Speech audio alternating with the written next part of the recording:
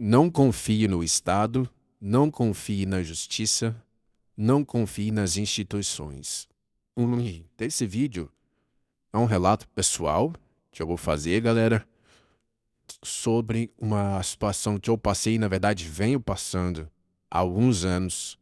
É uma situação em que eu fui totalmente vítima e que, mesmo assim, eu continuo sendo o único prejudicado, tá? Antes que vocês pensem que algo de ruim está acontecendo, eu preciso dizer que, na verdade, essa situação está muito próxima de finalizar, ok? Mas vamos lá então. Eu vou contar mais ou menos a história e a minha intenção com isso é fazer com que vocês abram os olhos para como funciona de fato o sistema político-social no Brasil, tá? E para que vocês não entrem na mesma furada que eu entrei. Então vamos lá. Mais ou menos ali, quando eu me mudei de cidade, eu já contei nas lives aí, né, que eu já fui casado. E na época, na verdade, eu não me casei na igreja, né? Eu recebi uma proposta de emprego em outra cidade, e eu estava namorando uma moça há mais ou menos um ano, e aí eu tive que decidir se eu iria chamar ela pra ir comigo ou não, né? Acabei chamando, então a gente foi morar junto, então entrei num regime de união estável, certo? É, E na época, como eu me mudei de cidade, eu precisava arrumar uma casa pra gente, né? Mobiliar a casa, aquela coisa de quem tá chegando numa nova cidade. E naturalmente, como a minha proposta ela meio que veio do nada, né? Eu não tinha me preparado pra isso. Então, assim, a oportunidade veio, eu abracei, mas eu não estava tão preparado financeiramente. Ou seja, eu era bem mais novo, eu não tinha minhas reservas financeiras. Então, quando eu cheguei, foi um pouco difícil, porque aquela coisa, você chega, né? Você só recebe o salário no mês seguinte que você trabalhou, né? Então, no início, eu precisei pegar alguns empréstimos, algumas coisas para a gente começar a nossa vida ali. Eu sei que é uma coisa que não é aconselhável você fazer, você paga muito juros para os bancos, né? Porém, foi a única opção que eu tive na época, né? Minha família não me ajudou em praticamente nada, então eu tive que me virar totalmente sozinho. E a moça largou o emprego dela, onde ela estava, aquela coisa, né? Então ela chegou aqui desempregada. Então, assim, é, nessa época eu peguei esse empréstimo, né? Para poder mobiliar a casa, a gente dar o início aqui na nossa vida, aqui no caso. O que que acontece, né? Depois de alguns anos, eu peguei mais um outro empréstimo e juntei esses dois empréstimos num só, basicamente, né? Fiquei com um empréstimo ali. Esse segundo empréstimo seria para montar um negócio próprio meu, isso já depois da minha separação. E aí o que que acontece, né? Nesse banco em específico, que eu não vou falar o nome, mas vocês vão entender de qual eu estou falando, né? Que é um lugar onde você faz economia, né? O nome do banco é o nome daquele objeto onde você guarda coisas, e é um banco federal, ok? Então, essa informação é importante. É, no contrato, na época, do empréstimo, havia uma cláusula que dizia que o banco ele era obrigado a apresentar duas formas de amortização. Para quem não sabe o que é amortização, é quando você paga antecipado uma parcela que você deveria pagar posteriormente, e aí você ganha 100% de desconto nos juros e tal. As duas formas de você fazer isso é o quê? Você amortizar o saldo devedor, ou seja, você deve lá R$ 100.000, por exemplo. Você vai lá e amortiza R$ 2.000. Então o seu saldo vai para 98.000, mas o prazo que você tem que pagar continua o mesmo. Então a sua parcela, naturalmente, é diminuída, né? Ou você tem a opção de pagar por prazo, ou seja, a sua parcela fica o mesmo valor sempre, mas você vai reduzir o tempo que você vai pagar. E essa opção, ela reduz muito mais os juros, porque quando você reduz o tempo, os juros de todas as parcelas são diminuídas, né? São diminuídos. Então, o banco ele é obrigado no contrato que eu assinei com o banco, ele era obrigado a oferecer as duas formas de amortização, ok? E eu poderia optar por uma das duas, ou ambas, na verdade. Eu posso amortizar uma vez de um jeito e uma vez de outro jeito, se eu quiser. E também isso é previsto no Código de Defesa do Consumidor, que é acima ainda do contrato com o banco, né? Porque, para quem entende minimamente de direito, sabe que existe uma hierarquia no direito. Então, acima de tudo, você tem a Constituição Federal, que ela é mais generalista, né? Mas são princípios norteadores mais gerais, né? Mas não necessariamente imprecisos, mas que todas as outras leis enfim, todos o Código Penal, o Código Civil, etc., tudo está condicionado a não descumprir as normas constitucionais. Então, a Constituição é o Deus do direito, né? E, e abaixo você tem as camadas até o inferno, né? E aí o que que acontece? O contrato ali, ele é a coisa mais básica de tudo, né? Nunca, por exemplo, um contrato vale mais do que uma norma constitucional, do que um código, mas enfim. No Código de Defesa do Consumidor, você tem também uma norma dizendo que o banco é obrigado a oferecer essas duas formas de amortização e ele é obrigado a oferecer a amortização, ou seja, você não pode emprestar dinheiro sem oferecer esse recurso, né, de pagar antecipado. Bom, muito inocentemente, né, eu fui ao banco porque, como aquele empréstimo já não fazia muito sentido para mim, estava atrasando a minha vida, né, e eu tinha uma condição financeira muito melhor agora, nesse momento, para poder pagar a prestação e ainda poder amortizar às vezes duas no mês, né, eu comecei a tentar amortizar. E foi aí que toda a brincadeira começou. Por quê? Quando eu ia no banco, é, nesse banco, tem nome de um objeto onde você guarda coisas. É, o que acontecia é que eles me diziam que a forma de amortização que era mais vantajosa para mim, ela estava com defeito no sistema. Curiosamente, esse defeito tem durado já 3 anos.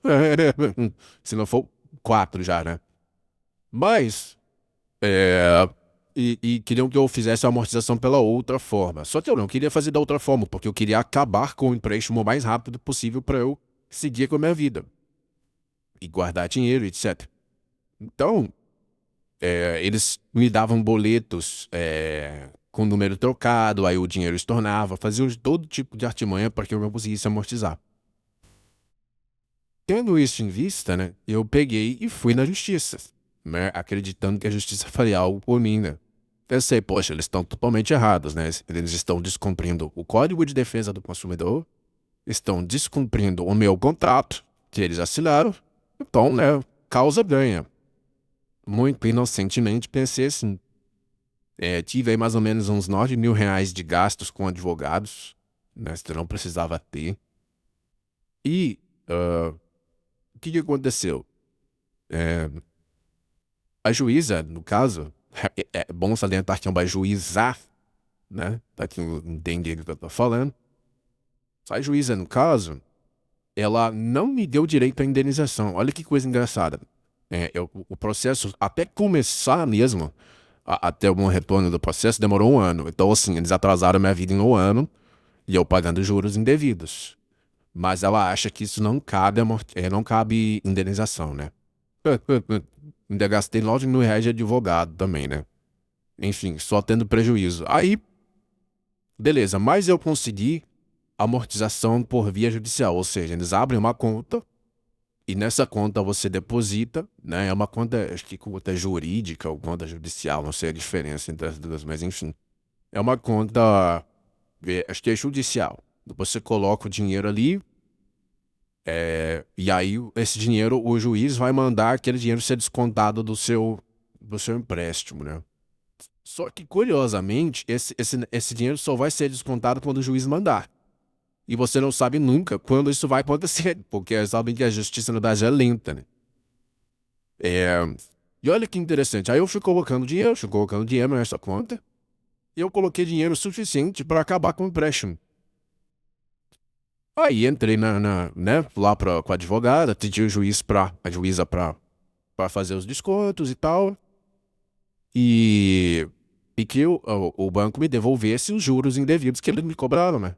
Durante esse período. Porque, por exemplo, eu paguei em janeiro lá uma amortização, mas esse dinheiro só vai ser descontado do meu empréstimo quando a juíza mandar. Então, eu não deveria estar pagando juros e estou pagando, certo? Porque eu já deveria ter amortizado antes. Aí o que que acontece? É, aí o banco ele pega e começa a inventar desculpa, fala que não sabe qual é o número do processo. Aí cada vez que o banco manda uma coisa para lá, demora 2 meses e eles continuam te cobrando, né? E esse dinheiro, claro que é seu, eles estão emprestando para as pessoas a juros altíssimos, né? Para eles compensa ficar enrolando, porque uma que eles enchem o teu saco, atrasa a tua vida, né? Por pirraça, porque você tá processando eles. E outra, que eles cobram juros muito mais altos do que eles vão te devolver, né?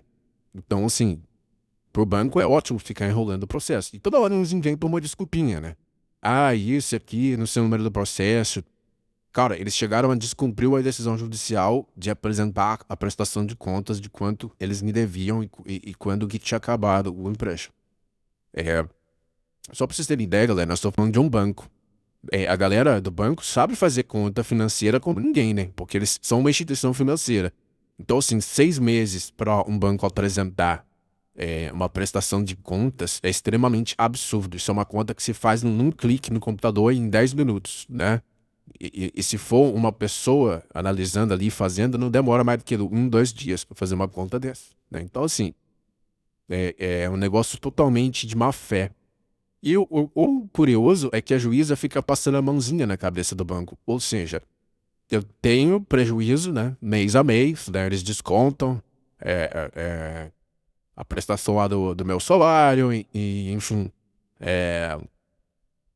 continuam me cobrando coisa que eu não deveria estar pagando, gastei com advogado, perdi tempo. E até agora o banco não sofreu nenhuma penalização, né? Sendo que eles estão completamente errados, mais uma vez, descumprindo o meu contrato e descumprindo o Código de Defesa do Consumidor, né? Em me causando prejuízo. E parece que a juíza, ela não entende que o tempo é meu inimigo, né? Cada mês que passa e esse processo continua e continua, eu perco dinheiro, né? E isso aí, velho, vai causando uma revolta no cara, o cara começa a ficar puto, sabe? E é um negócio que é indignante, cara. Não sei explicar pra vocês qual que é a sensação de tanta raiva que dá. Mas assim, pra botar na rabeta do trabalhador, cara, a justiça é ótima. O Estado é ótimo pra gente cobrar. Deixa você de pagar um imposto, alguma coisa pra você ver se o Estado não aparece no outro dia na tua porta te cobrando. Mas quando é o banco, eles passam a mãozinha na cabeça, né? Ainda mais sendo um banco federal. E aí a gente entra agora no que é importante, a reflexão aqui, né? Primeiro, corporativismo, né? Você vai na Justiça Federal para processar um banco federal que é do governo federal e o dinheiro sai do governo federal. É tipo assim, né, cara?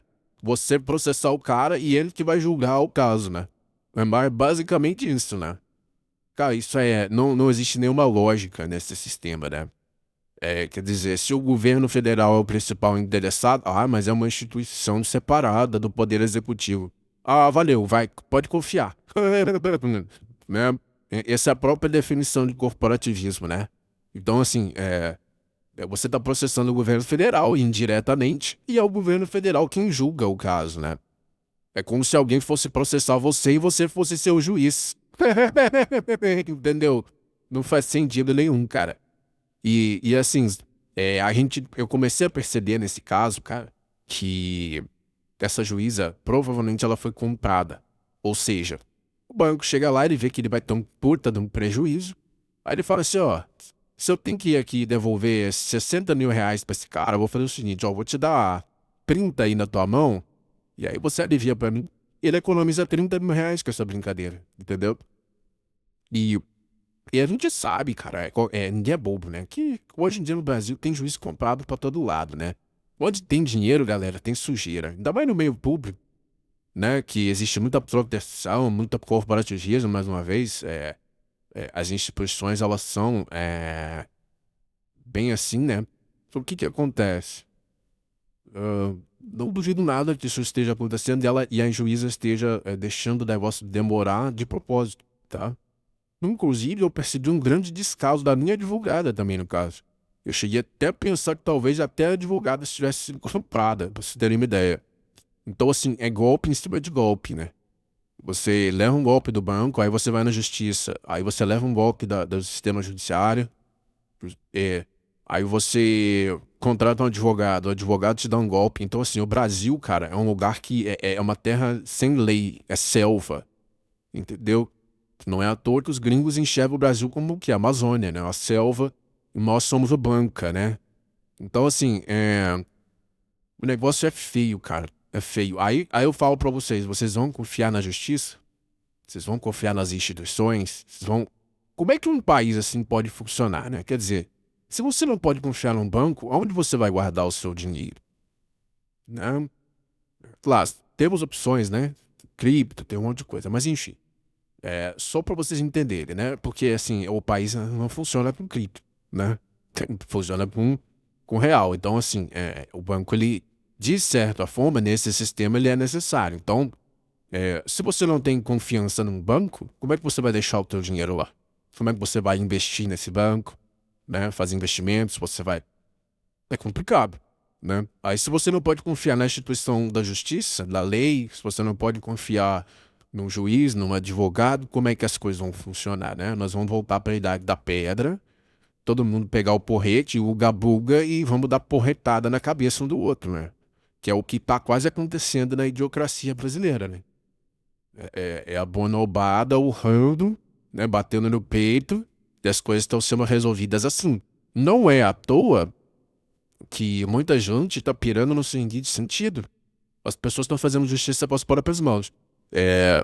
Entendeu? Então, assim, acontece um negócio desse, o cara vai lá e mete um pipoco no cara, ou as pessoas batem no trânsito, elas sabem que a justiça não vai resolver nada, aí elas já caem na porrada ali mesmo.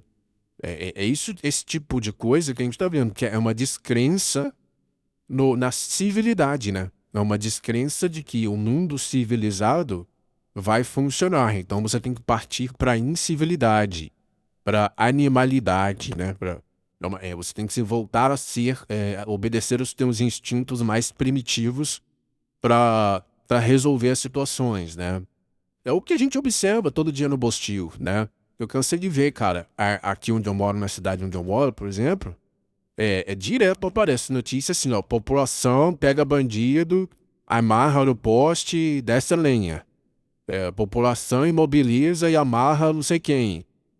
População... Então, assim, cara, as coisas estão tomando essa proporção. Outro dia, um cara levou um cachorro no parque, né? Parece que o cachorro tentou lá agredir um outro cachorro, é que o cachorro briga, né? Assim, você tem que pôr focinheira, é o correto, você tem que é, é, educar o cachorro, mas é o instinto do animal, né? Mas o curioso é o quê? Que os cachorros estavam tentando brigar, e aí a população veio agredir o cara que era dono do cachorro, entendeu? E eram pessoas que não tinham nada a ver com a confusão, né? Então tomaram as dores, o cara tá ali, pô, tá cheio de criança, trouxe esse cachorro grande, vamos bater nele. Tipo assim, então o que eu tô falando é uga-buga, porrete na mão. Vamos todos urrar, né? É um negócio assim. Então, cara, a gente chegou a esse ponto de que a gente tá vivendo de fato na selva de pedra, né? A civilidade no Brasil, ela acabou. A confiança nas instituições, no sistema social, político, enfim, os poderes, né? Os três poderes, na República, ela não existe mais, né? Embora o Brasil nunca tenha sido perfeito, nem exemplo de civilidade, né? A gente ainda tinha alguma confiança, né? Nesses sistemas. Mas eu hoje penso que a aplicação da lei no Brasil, ela é a exceção, né? Ela é aplicada quando a pessoa tem dinheiro ou quando a pessoa é, é de um grupo determinado, né? Protegido, em determinadas situações, porque assim, não pense que a mulherada sempre leva vantagem, não, porque assim, ó, quando nós estamos falando de uma briga entre homem e mulher, ela leva vantagem. Mas se fosse uma mulher na minha situação aqui do banco, ela seria ferrada do mesmo jeito, tá? Porque não é uma disputa civil ali, né? Não é uma disputa entre pessoas, não é uma questão de família, é uma questão que está numa outra esfera jurídica. Então, elas levam vantagem em alguns aspectos, tá? Mas é aí que está o lance, por exemplo. É, essas leis, né, elas acham que são deusas e que estão acima da lei hoje em dia, mas na verdade, toda essa insegurança jurídica que elas mesmas geram, isso volta contra todo mundo, porque como a Constituição Federal do Brasil praticamente foi amassada, engolida e depois vomitada no vaso sanitário, né, ninguém respeita mais esse negócio, virou o oba-oba o Brasil. Então, assim, ela pode se dar bem numa disputa com um cara ali, uma acusação, uma coisa. Mas e aí, quando ela precisar do banco? Quando ela precisar amortizar? E quando ela precisar disso? E quando ela precisar daquilo? Entendeu? Então, a verdade é que sai todo mundo prejudicado com essa loucura, né? E aí eu pergunto pros senhores, né? Aproveitem e já deixa o like aí, galera. Já se inscreve no canal caso não esteja inscrito. Eu pergunto aos senhores, vocês confiam nas instituições brasileiras? Vocês confiam na polícia? Vocês confiam no sistema, no poder judicial? Vocês confiam nos políticos? Vocês confiam nas instituições públicas? E digo mais, vocês confiam nas pessoas que estão à volta de vocês? Então, assim, o Brasil é o país da desconfiança eterna, né? E é muito por isso que as coisas não funcionam, porque minimamente para uma sociedade existir é preciso existir confiança antes. Como é que você faz um acordo comercial com alguém se você não tem confiança de que aquela pessoa vai cumprir o acordo e de que se ela não cumprir, ela será punida da forma legal cabível, né? Isso inviabiliza qualquer tipo de acordo, né? Não é à toa que os homens não estão querendo casar mais, porque o casamento é um acordo, né? É um contrato. Se você sabe que a outra parte não vai cumprir, ou ou que se ela não cumprir, não haverá nenhum tipo de penalização e você será o único prejudicado, por que que você vai entrar nesse contrato, né? Sim, isso começa a acontecer com tudo. Então você não pode mais pegar crédito no banco, você não pode mais confiar que se eu entrar na tua casa a polícia vai fazer alguma coisa, você vai ter que se defender sozinho, e aí por diante. Porém, os impostos eles continuam sendo cobrados, né? E cada vez mais e mais cobrados, né? Mas esses serviços não são entregues, né? Eu diria que talvez aí a única instituição brasileira pública que eu ainda confio e que eu sei que funciona bem é o Corpo de Bombeiros, né? Que trabalha bem, que realmente faz alguma coisa assim que a gente se orgulha de ver, né?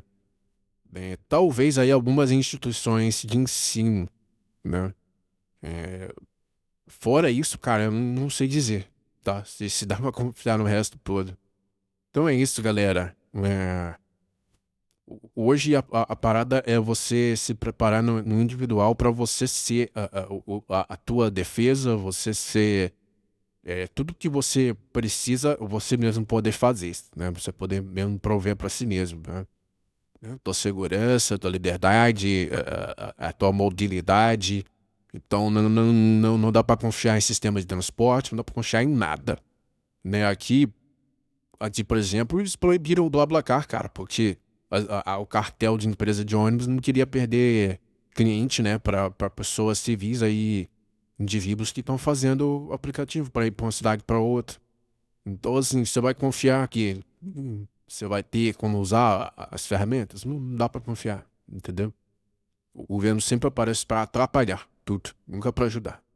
Beleza, galera? O papo hoje é esse. Então, um grande abraço para vocês. Me conta aí que tipos de situações vocês já passaram que pode ilustrar e complementar aqui que eu tô falando. Valeu!